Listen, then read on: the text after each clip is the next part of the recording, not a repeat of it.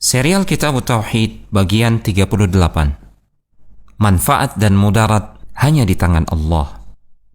Allah Subhanahu wa ta'ala berfirman dalam surat Yunus ayat yang ke-107. Wa iyyamsaska Allahu bidurrin fala kashifa lahu illa hu wa yuridka bi khairin fala radda li fadlih yusibu bihi man yasha'u min ibadihi wa huwal ghafurur rahim. Dan jika Allah menimpakan suatu bencana kepadamu, maka tidak ada yang dapat menghilangkannya kecuali hanya Dia. Dan jika Allah menghendaki kebaikan bagimu, maka tidak ada yang dapat menolak karunia-Nya.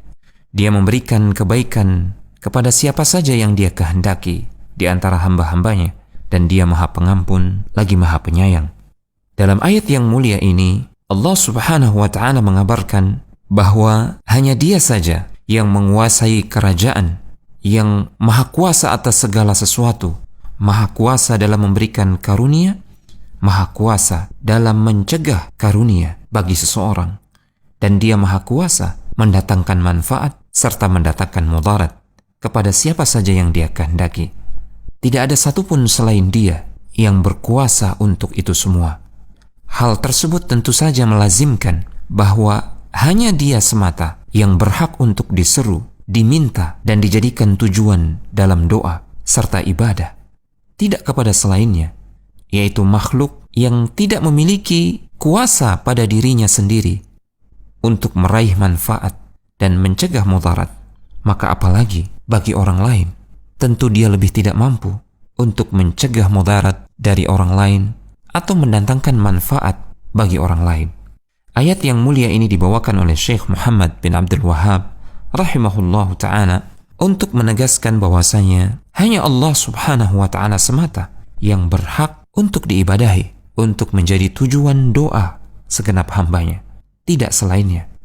Yang demikian itu karena hanya Dia semata, Allah Subhanahu wa ta'ala, yang maha berkuasa dalam mendatangkan manfaat dan karunia serta mudarat kepada siapa yang Dia kehendaki.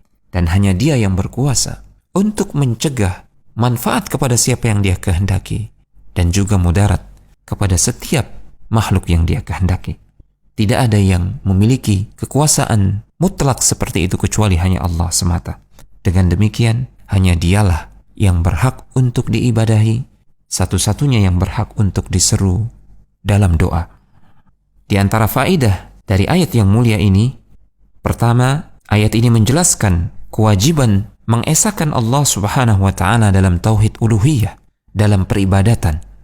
Alasannya karena hanya Dia yang esa dalam rububiyah, dalam memberi dan mencegah.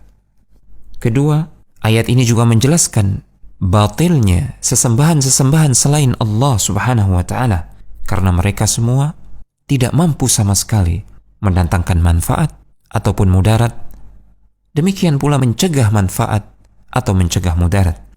Atas alasan ini, sesembahan-sesembahan selain Allah sama sekali tidak berhak untuk diibadahi dan diseru dalam doa. Ketiga, ayat ini juga menegaskan sekaligus menetapkan bahwasanya Allah Subhanahu wa ta'ala memiliki masyiah, memiliki kehendak. Keempat, ayat yang mulia ini juga menegaskan dan menetapkan dua sifat yang maha sempurna bagi Allah Subhanahu wa ta'ala, yaitu sifat al-maghfirah dan rahmah, sifat maha pengampun dan sifat maha penyayang. Kedua sifat ini tentu saja berbeda dengan sifat makhluk. Sifat Allah yang maha pengampun dan maha penyayang adalah dua sifat yang sesuai dengan kelayakan Allah Subhanahu wa ta'ala yang maha agung dan maha sempurna. Telegram channel Kristal Iman.